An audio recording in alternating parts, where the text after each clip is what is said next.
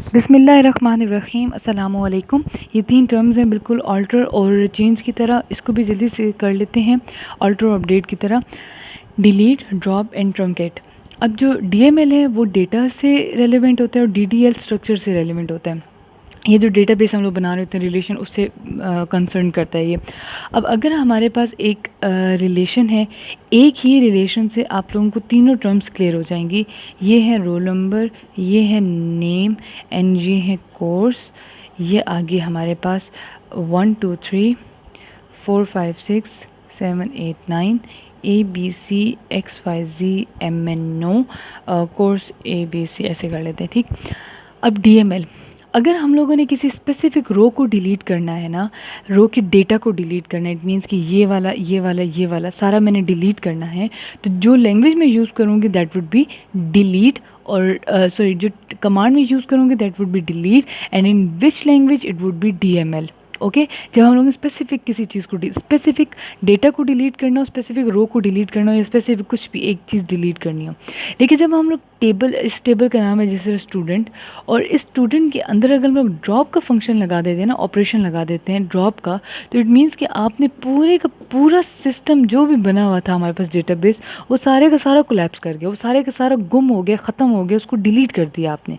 जब हम लोग डिलीट कमांड देते हैं तो पर्टिकुलरली स्पेसिफिकली कोई चीज़ डिलीट होती है जो भी आप लोग उसके अंदर स्पेसिफाई करते हो, लेकिन ड्रॉप कमांड की वजह से पूरे का पूरा टेबल आप लोगों का क्या हो जाता है, डिलीट हो जाता है।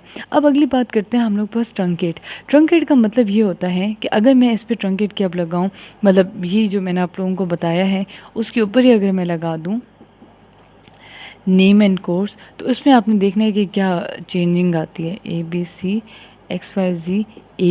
ट्रंकेट का लगाऊंगी तो क्या होगा कि इसमें से सारा डेटा उड़ जाएगा और जो चीज़ रह जाएगी वो सिर्फ खाली टेबल रह जाएगा, ठीक है। मतलब टेबल के अंदर कुछ नहीं, टेबल खाली, लेकिन हाँ टेबल की ये चीज़ें नहीं ख़त्म होती।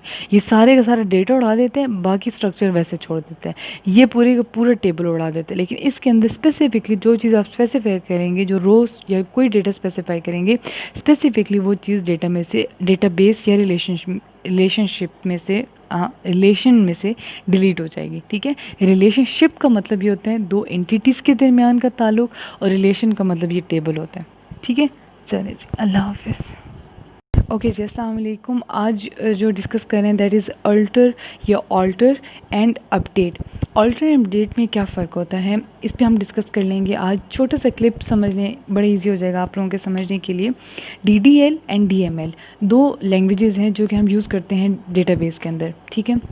DDL stand for Data Definition Language and DML stand for Data Manipulation Language। जब डेटाबेस को हम लोगों ने क्रिएट करना होता है, the language that is use at that stage is called DDL, Data Definition Language, and the language that is use to manipulate the data or to manipulate the database or to change the database after it has been created, the language that is used at that stage is called DML, okay, Data Manipulation Language and DDL, Data Definition Language, okay।